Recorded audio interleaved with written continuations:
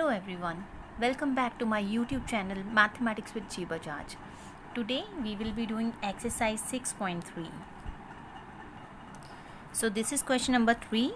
If AB parallel to DE and angle BAC is 35, angle CDE is 53, find angle DCE. So you can see we have been given BAC, CDE and we are supposed to find out DCE. So how can we do this? For that, first of all, what we are going to do is, see, we have been given these two lines to be parallel, right? It means we can use the angular relations over here between the parallel lines. So if this angle is 35, this will be 35 using alternate interior angles property. After that, when we are having two angles, we can apply angle sum property over here. So let's see. First of all, whatever is being given, we are going to mention that thing. That is AB is parallel to DE, BAC is 35, CDE is 53. Now to find, this is given to be, this is DCE. So solution, AB is parallel to DE, angle BAC which is basically equals to BAE will be equals to angle CED. You can write down the names like 1, 2 here. That will make it more easier. You can write down 1 is equals to 2. That is up to your choice only. So BAC is given to be 35 and CED I am writing same. So you can see we got CED as 35.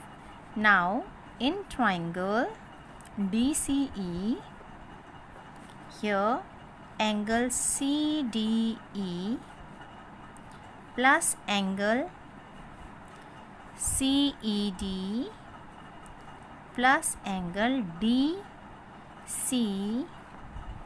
This is equal to 180 degree. Why it is 180 degree? We are using angle sum property of triangles over here. Fine. CDE, that is 53 degree. CED we got as 35 degree. DCE as such equal to 180 degree. This becomes 88.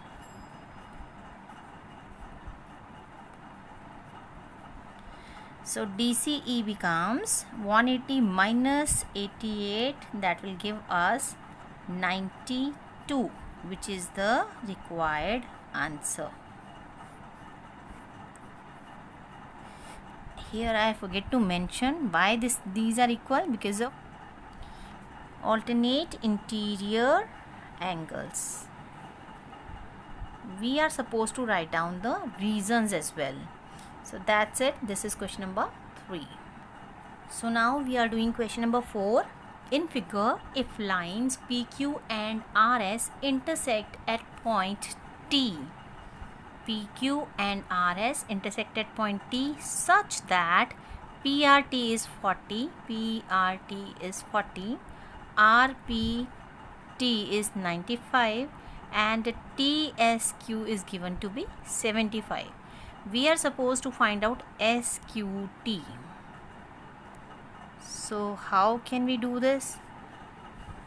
First of all, we are going to find out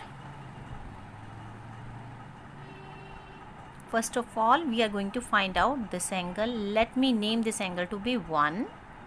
Then we will find out another angle 2, and then we are going to apply angle sum property over here. So first of all, whatever is being given, mention those things. That is angle PRT is given to be 40 degree. RPT is given to be 95 and TSQ is given to be 75. Now we are supposed to find out angle SQT. So let's find it out. So in triangle PRT, in this triangle you can see angle PRT plus angle RPT plus angle 1. This is equals to 180 degree. Why this is 180 degree? Because we are applying angle sum property of triangles over here. So PRT is 40 degree. We are just replacing the values over here. 95 and angle 1 is not being given. So we got 135 plus angle 1 equals to 180 degree, or we can say that angle 1 is 180 minus 135. That will give us 1 to be 45 degree. So this is the essential part we got. Now we know that angle 1 equals to angle 2. Why these are equal? Because they are forming vertically opposite angles. So 1 is equals to 2 vertically opposite angles.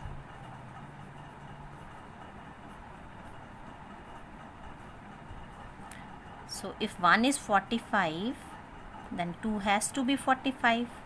That means we got the value for angle 2 as 45 degree. Now in triangle STQ, in this triangle we got two values. Now we can apply angle sum property and we can find out the value for SQT. In triangle STQ, angle 2 plus angle SQT plus angle